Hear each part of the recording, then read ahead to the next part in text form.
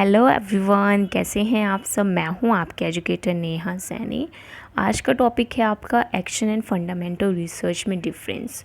देखो, action and fundamental research में difference जानने से पहले मैं आपको एक छोटा सा आइडिया दे देती हूँ what do mean by action research. So action research क्या होता है? Action research is a method of systematic inquiry that researcher undertaken as research of their own practice. भाई, जो आपके रिसर्चर्स हैं, ठीक है, वो क्या करते हैं? सिस्टमेटिक इंक्वायरी करते हैं। कहाँ पर? आपके एजुकेशनल एरिया के अंदर, ठीक है। यानी कि जो एजुकेशन एरिया के अंदर जो रिसर्च हो रही है, जो प्रैक्टिकल एक्सपेक्ट से कंसर्न्ड है, वो क्या है? आपका एक्शन रिसर्च है। एक्शन का मतलब ही क्या होता है? एक्ट ऑन, यानी कि आप किसी भी चीज़ से एकदम से उसके ऊपर एक्ट कर रहे हो, वो क्या आपका एक्शन रिसर्च है। तो मेनली एक्शन रिसर्च के अंदर जो हम कंडक्ट करते हैं, सॉल्यूशंस ढूंढते हैं वेरियस प्रॉब्लम्स का, जो कि डे बाय डे एक्टिविटीज़ से आती हैं peoples, teachers and schools and educational officers के आसपास, ठीक है।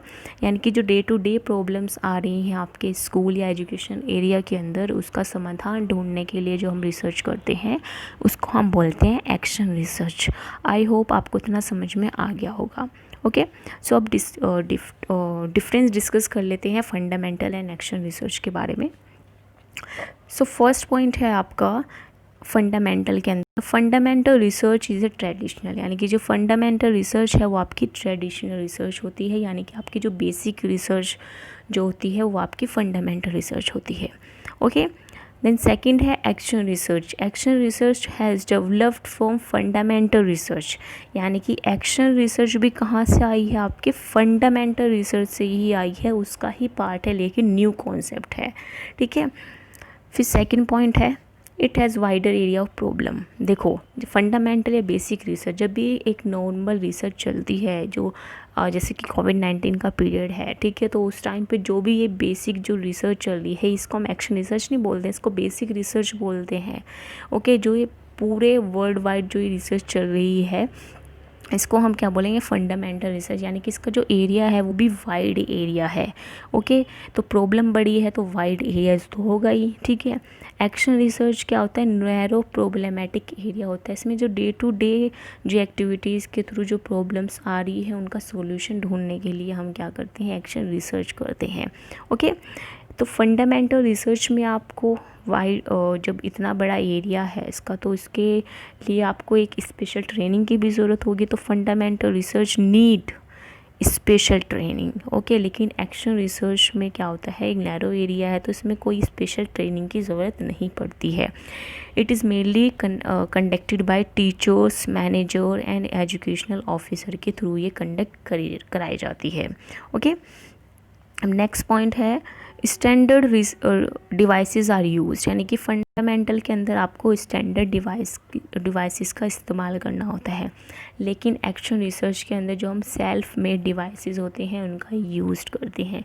जैसे कि आप क्वेश्चन आयर कर सकते हो बच्चों से, उनकी प्रॉब्लम्स जब आप उनसे पूछोगे, यानी कि आप उनसे क्वेश्चंस के थ्रू पूछ सकते हो, या कुछ आप एक्टिविटी के थ्रू उनसे पूछ सकते हो, तो उनकी प्रॉब्लम्स उनसे सुन सकते हो, डिस्कशन कर सकते हो। तो ये क्या है? सेल्फ मेड डिवाइसेस हैं जो कि आप यूज़ करते हो एक्शन रिसर्च के अंदर।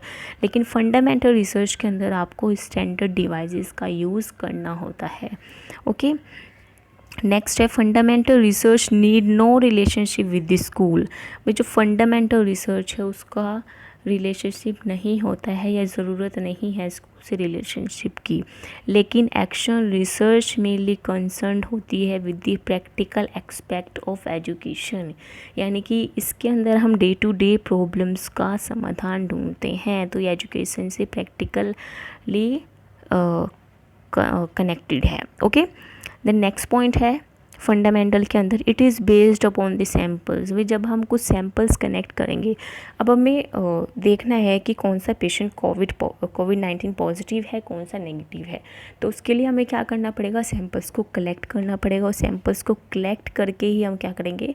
पॉजिटिव एंड नेगेटिव पेशेंट्स को बता सकते हैं। ओके, लेकिन अगर हम बात करेंगे आपके एक्शन रिसर्च के अंदर, वो जो मेनली लिमिटेड है आपके स्कूल से, ठीक है, यानी कि स्कूल्स के अंदर या आप बच्चों से पूछोगे, बच्चों से डिस्कशन करोगे, या जिस भी एरिया में प्रॉब्लम है वहाँ के लोगों से आप पूछ के वो रिसर्च अपनी कंप्लीट करोगे। ओके, फिर आती है फंडामेंटल रिसर्च के अंदर next point, it's design is rigid. देखो, जो फंडामेंटल रिसर्च होती है उसका एक स्पेसिफिक आपका क्या होता है, प्रोसीजर होता है, जो कि आपको स्टेप टू स्टेप फॉलो करना होता है। ओके, आप उसके अंदर ऐसा नहीं है एक स्टेप छोड़ दिया, दूसरे पे आ गए, तीसरा छोड़ दिया, लास्ट पे आ गया, ऐसा नहीं होता है। स्टेप टू स्टेप आपको हर एक स्टेप फॉलो करना है। तो उसका जो आपका डिज़ाइन है वो क्या होता है, रिजिड होता है। लेकिन अगर आप बात करोगे एक्शन रिसर्च की, उसका जो डिज़ाइन है वो फ्लेक्सिबल होता है। आप यहाँ पे जो डिवाइसेस यूज़ कर रहे हो वो सेल्फ मेड डिवाइसेस यूज़ कर रहे हो, तो आप अपनी इच्छा से यहाँ पे फ्लेक्सिबिलिटी कर सकते हो अपने प्रोसीजर के अंदर। ओके, अब नेक्स्ट पॉइंट है evaluation made by expertise which are appointed by the universities. देखो, जो फंडामेंटल रिसर्च है, यानी कि इसके अंदर कौन इन्वॉल्व होंगे, आपके रिसर्चर्स, यानी कि साइंटिस्ट, ठीक है। तो इसमें जो इवैल्यूएशन होगा वो भी वही लोग करेंगे जो कि एक्सपर्ट होंगे उस फील्ड में। ओके, लेकिन एक्शन रिसर्च के अंदर इवैल्यूएशन कौन करेगा, जो कि आपके टीचर्स हो गए, स्कूल्स मैनेजर हो गए, ठीक है, एजुकेशनल ऑफिसर्स हो गई, वो इसमें क्या करेंगे, इवैल्यूएशन करेंगे। ओके, एक पॉइंट और आता है आपका, उसको आप यहीं पे लिख सकते हैं, फंडामेंटल रिसर्च के अंदर जो आपका रिज़ल्ट आता है वो जनरलाइज्ड रिज़ल्ट आता है। ओके, जो कि हर किसी पे एप्लीकेबल है। लेकिन एक्शन रिसर्च के अंदर आपका जो रिज़ल्ट आता है वो जनरलाइज्ड रिज़ल्ट नहीं याद आता है, वो मेनली रिलेटेड होता है आपकी स्कूल प्रॉब्लम से।